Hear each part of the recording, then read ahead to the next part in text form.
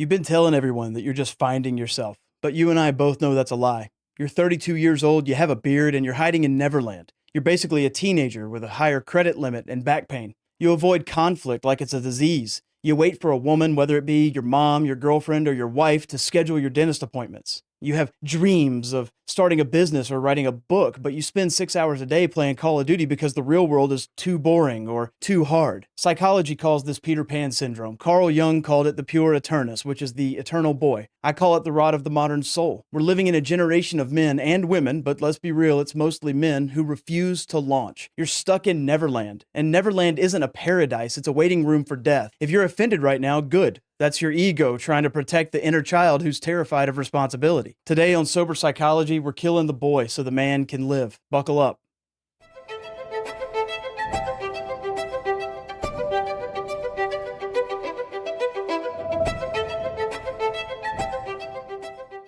Welcome back to Sober Psychology. I'm Michael, your host, a psychologist in training and a recovering man-child. If you're new here, we strip away the delusions. We mix the hard data of psychology with the terrifying truths of the Bible to figure out why we're all miserable. Today's topic is the refusal to grow up. Dr. Dan Kiley coined the term Peter Pan syndrome in the 80s, but Carl Jung saw this coming a century ago. It's the psychological state of an adult who is socially, emotionally, and spiritually still an infant. And look, I can go ahead and see the comments like, Michael, the economy is hard. Michael, housing is expensive. I know, the world is hard. Grab a helmet. But there's a difference between struggling to survive and then refusing to try. There's a difference between living at home to save money and living at home so you don't have to do your own laundry. Today we're going to cover the Puer Aeternus, which is the Jungian psychology of the eternal boy and why he typically has the devouring mother issue. And then we're going to cover weaponized incompetence. This is how you manipulate people into taking care of you. And then we're also going to talk about the theology of manhood. And this is why Adam stood there silently while Eve ate the fruit, and why Jesus is the ultimate anti-Pan. I'm building a community of men who are absolutely done with the playroom. If you're ready to kill the boy, hit subscribe. If you're ready to grow up, hit subscribe. If you want to stay in the playroom, if you want to stay a kid forever, you might as well click off this video. It's not going to be for you.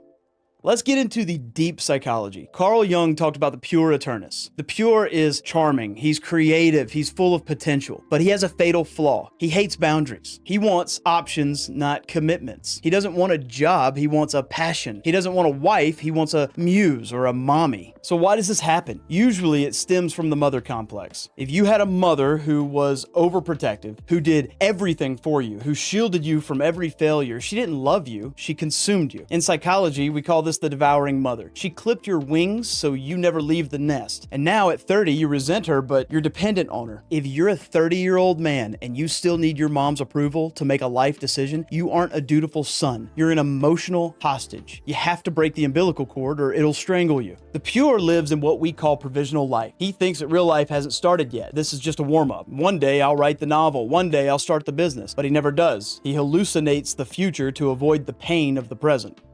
Now let's talk about your relationships. If you're a Peter Pan, you're more than likely looking for your Wendy. You're looking for a woman who's responsible, anxious, and mothering. And why is that? It's because you use a manipulation tactic called weaponized incompetence. This is when you pretend that you're bad at something, so someone else will do it for you. Babe, I don't know how to load the dishwasher. I always mess it up. You do it. Babe, I don't know how to pay the electric bill. It's too confusing. You aren't stupid. You can beat Elden Ring on hard mode. You can memorize the stats of every NFL player. You can load a damn dishwasher. You just don't want to. You're playing dumb to force your partner into the role of a parent. It's the most unsexy thing in the world. When you act like a helpless child, your wife doesn't feel like your lover, she feels like your caseworker, and nobody wants to sleep with their caseworker.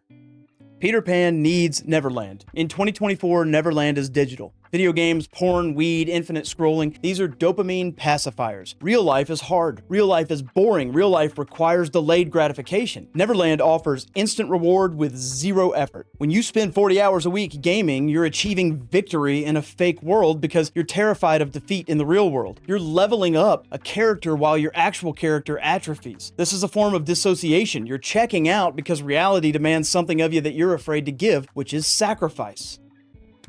Now let's look at the spiritual root. The first Peter Pan was Adam. In Genesis 3, The serpent is talking to Eve, but where's Adam? The text says he was with her. He was right there. He was standing next to her, but he said nothing. He was passive. He refused to protect. He refused to speak. He refused to lead. And when God called him out, what did he do? He blamed the woman. The woman you gave me, she gave me the fruit. Classic victim mentality, classic boy psychology. 1 Corinthians 13:11 says, "When I was a child, I spoke like a child. I thought like a child. I reasoned like a child. When I became a man, I gave up childish ways." Notice the phrasing in that. I gave up. Growing up is a loss. You lose the freedom of childhood. You lose the safety of the nest. You lose the ability to blame others, but you gain authority.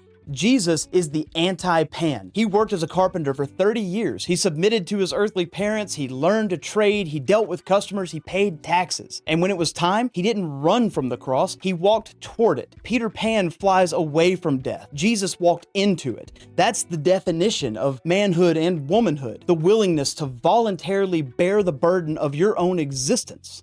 We're facing a crisis. Pew Research says that almost 50% of young adults are living with their parents. Marriage rates are dropping, birth rates are plummeting, but why? Because we're a generation terrified of commitment. Commitment closes doors. If I marry this person, I can't marry that person. If I take this job, I can't travel the world. Peter Pan wants all the doors open, but if you have all the doors open, you just end up in the hallway, and the hallway is a cold and lonely place to die.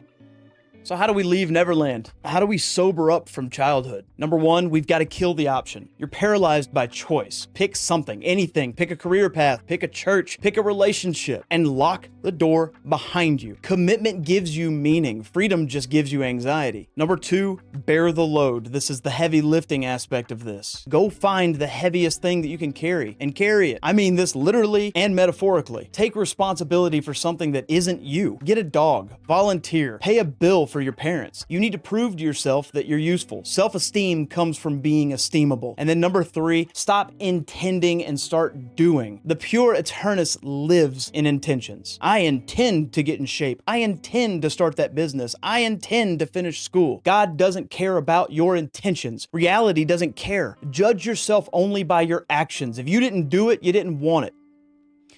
I'm going to leave you with a quote from Game of Thrones, of all places. Maester Aemon says to Jon Snow, "Kill the boy, Jon Snow. Winter is almost upon us. Kill the boy and let the man be born." You have to kill the part of you that wants to be saved. No one is coming to save you. Your parents are getting older. The world is getting colder. It's time to stand up. You don't need more time. You need more courage. Neverland is a lie. The real adventure is right here, in the struggle, in the responsibility, in the cross that you are called to carry. Here's your challenge for this week. Do one thing today that you've been avoiding for a month. Schedule the doctor, pay the ticket, call your dad, do it, and then comment below, "I killed the boy." I'm Michael. This is Sober Psychology. Grow up, get sober, and get to work. Keep your head up, keep your heart open. Go help somebody. Love you guys.